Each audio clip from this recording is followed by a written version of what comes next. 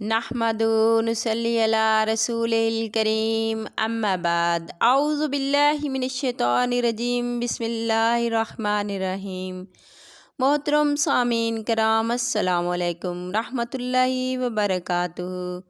امید ہے آپ سب خیریت سے ہوں گے۔ اللہ پاک آپ کو خوش رکھے، شاد و آباد رکھے، اپنی حفظ و امان میں رکھے، آمین۔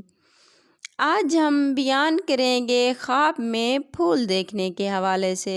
اس کی مختلف صورتیں ہیں اور اس لحاظ سے تعبیریں بھی مختلف ہوتی ہیں، جیسا کہ گلاب کا پھول دیکھنا، گلاب کا پھول دینا، گلاب کا پھول لینا، پھول کا مرجھا جانا، پھول توڑنا۔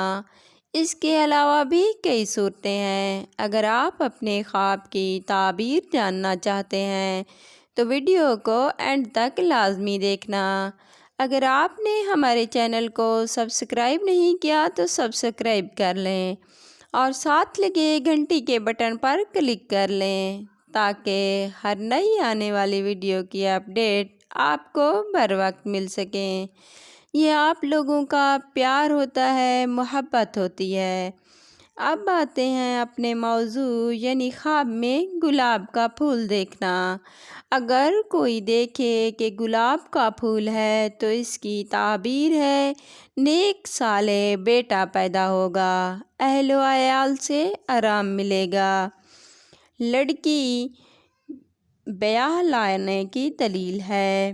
اگر کوئی دیکھے کہ گلاب کا پھول دے رہا ہے تو اس کی تعبیر ہے پیار و محبت بڑھے گا۔ خواب میں کسی سے گلاب کا پھول لینا عزت اور دولت ملنے، آرام و راحت نصیب ہونے کی دلیل ہے۔ اگر کوئی دیکھے کہ گلاب کا پھول توڑ رہا ہے تو اس کی تعبیر ہے عہد و معاہدہ توڑے گا، مالی نقصان ہوگا۔ اگر کوئی دیکھے کہ گھر میں گلاب کا پھول ہے یا پودا اگا ہوا ہے تو اس کی تعبیر ہے دلہن کو گھر لائے گا۔ اگر کوئی لڑکی گلاب کا پھول اپنے گھر میں دیکھے تو اس کی تعبیر ہے اس کی شادی ہوگی۔ اگر کوئی بغیر موسم کے پھول دیکھتا ہے تو اس کی تعبیر ہے کچھ تکلیف اور پریشانی ملے گی، اسے چاہیے کہ صدقہ کرے۔ اگر کوئی دیکھے کہ پھول مرجھایا ہوا ہے تو اس کی تعبیر ہے اولاد کا غم ملے گا، اسے چاہیے کہ صدقہ کرے۔ صدقہ آنے والی مصیبتوں تکلیفوں کو ٹال دیتا ہے۔